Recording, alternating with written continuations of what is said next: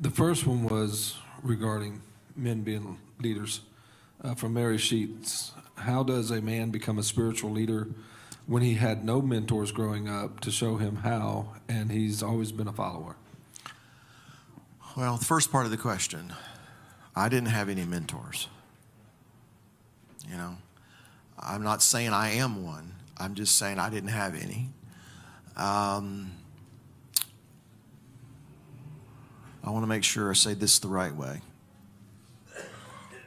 I'm not trying to sound super spiritual or anything, but in my heart, most what I've learned through him, leading me and guiding me. Yes, there have been other people who've spoken into my life. You know, there have been people who've given me good counsel. Sometimes people who've given me some not so good counsel. But most everything I've learned as it relates to what I'm doing right now has been through the experience of God leading and directing, and then taking the things that I've learned as a husband and father, you know, and trying to navigate that and then applying it here. As it relates to always being a follower,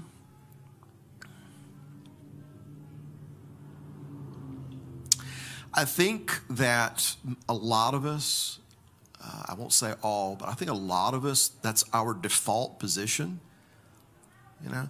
And so, because to be a leader, so to speak, means you do have to get out of your comfort zone. It means you have to take on more responsibility. And I think that, and I'm not saying for all, but for some, that's just too great a price to pay. So all of us have been followers. And again, I think that's our default position. How do you become a leader? You have to crawl up on the altar and say, you know, I'm going to empty myself. You know, I'm going to be just empty of what I want, and you put in me what you want. I mean, I realize that sounds cliche and maybe for some abstract, but I don't know how else to see it. When I was in the 9th grade, I wouldn't look you in the eye and talk to you. I looked at the floor. If a girl spoke to me, I would literally run. I would run away, and I'm not exaggerating. And I was sheepish. I would sit in the corner. I wouldn't say anything. I wouldn't do anything. I just wanted to go through life unnoticed. That was my goal. You know, just let me get through high school and, you know, unnoticed.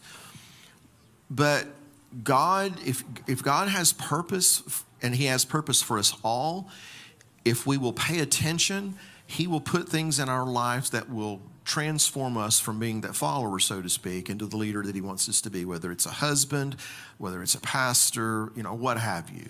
But we've got to be willing to get out of our comfort zone to do that. I don't think he waves a magic wand and turns a follower into a leader.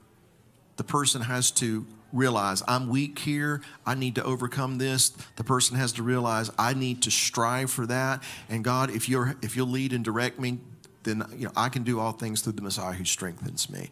So I don't think there's a check 1 and step 2 and step 3. You genuinely have to be guided by the Spirit of God. I don't know how else to answer that question. Yeah. Yeah. Continue. On that line, because what you were saying about being a follower versus being a leader,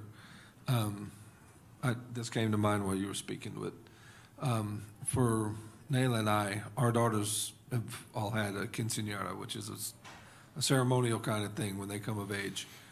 And one of the steps in that is that they have their shoes removed.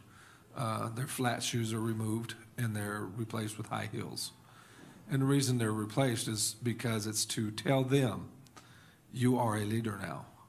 You may not want to be, but someone's following you, and you have that responsibility. So I think in many ways that's something we all need to realize is somebody's following us. That's true. That's true. And you saying that prompts this.